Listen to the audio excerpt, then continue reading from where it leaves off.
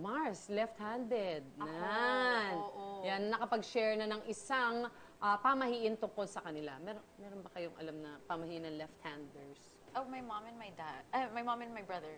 Okay. Left-handers sila. And I don't know. Hot-tempered silang dalawa. So hindi ko alam kung may kinalaman yun. Ikaw? Wala. Parang wala naman po akong kakilalang. Meron po siguro, pero hindi ko po siya ganun ka-close. Hindi ko siya ganun nakakasama like mommy niya po. Pero yung idol ko po, Kyrie Irving, basketball. Kaliwete. Yes, kaliwete po siya. Ikaw, Mars, nahirapan ka ba? Like, kunwari, when you pick up a sport or ganyan na parang, or a desk in school? Oo. Kasi dati uso yung arm Yes. chair. Hanggang Tapos dito lang siya.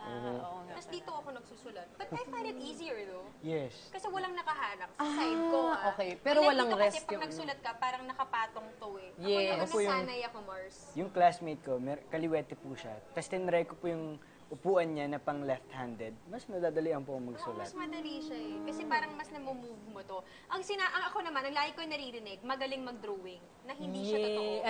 Hindi talaga siya totoo. Hindi talaga. Stick figures lang yung kaya ko i-draw. Tapos sabi na, ang galing mo siguro mag-drawing. Hindi po. Pero tama ka kasi yung brother ko na left-handed, magaling siya mag-drawing. So yun din yung impression namin kapag left-handed, magaling mag-drawing.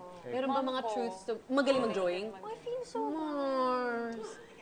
Ako lang yung naiba. Pero, My brother isn't. Yung kapatid ko. alam niyo po, meron po akong fact dyan na kunyari pinanganak po kayo bilang right-handed, tapos, or pinanganak po kayo bilang left-handed. Tapos tinuruan ka. Tinuruan kayo ng mga parents nyo na kunyari, magsusulat ka right, so lalaki kang bilang right-handed. Mom ko, ganun din. But nagla-left-hand Padid siya. But siya. marunong din siya mag-right. Tama ba yung mga mga assumptions namin o may basis ba yung mga paniniwala namin sa mga left-handed people? Well, not necessarily. I mean, I guess it's a preference of the person. Sometimes it's also about the person's alignment towards certain things. But there's a lot of urban legends going on that, like, the left-handed people are usually more negative, more dark, and things like that. And that goes back to the past, in the old days, where they say that the practices of the left-handed path are actually evil and wrong, and that kind of stigmatized people who are left-handed. But then, so like if you are known to be following a left-handed practice or a left-handed lifestyle, it's negative already on connotation. But as a truth, that's just hasty generalization. There's really no fact behind it. Like if you're left-handed or right-handed, it predetermines who you are. Kaya pala dati, or siguro nung older generation, pag may left-handed na bata, tinuturuan talaga nilang magkanan. Kino-correct talaga. Kasi I think my mom was doing the same with me. Tapos nung nakita ng lola ko, hindi, pabayaan mo siya. Kung ano yung parang dominant hand. Hayaan mo siya doon. Pero at first talaga, my mom was like forcing me to write using my right hand. So siguro dahil nga may paniniwala na, ay hindi, pagkaliwete yata hindi maganda or something like that. Totoo ba yung sinasabi lang na mas madalas daw sa illustrations ng mga devil nakikita na left-handed? Yes, because like I said about the symbology of it, that he's always holding a left-handed sign as a salute to the words left-handed path. But truth about it, there's really no correlation between a person's choice of writing and things like that. I mean, it's just an assumption that's not for real. So kumbaga pinalaki lang nila yung may nakapansin na siguro, bakit ginawa na ng kwento? Yeah, there are actually some very creepy and evil drawings drawn by people with right hands. You know what I mean? And that doesn't generalize everybody who's right-handed. So again, it's just basically, it's a throwback to the old left-handed path way of doing things. Ayan. Meron din bang mga paniniwala na in favor naman of the lefties? Well, the thing about it is, in some cases, some energy therapists will say that in the majority, the left hand is the intuitive side, the receptive side. So you use that to communicate with your intuitive self and your higher self, while your right hand will represent your logical predominant side. So if you wanted to communicate with yourself or communicate with others intuitively, you can use your left hand because you're not in control of it as much as you would be if you're a right-handed person. The reverse is also true, like for you, Suzi. In other words, in your case, if you wanted to access your intuitive gifts, you'd try to communicate with your right hand, using your right hand, because that is your receptive hand, not your projective one.